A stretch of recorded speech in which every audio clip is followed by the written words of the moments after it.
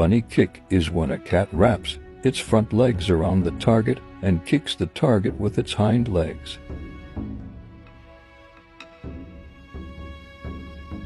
It's a tactical self-defense move or a hunting maneuver. You see this often in aggressive play or when attacking their prey. Cats sometimes trick their opponent into thinking they're docile by laying on their sides or exposing their bellies.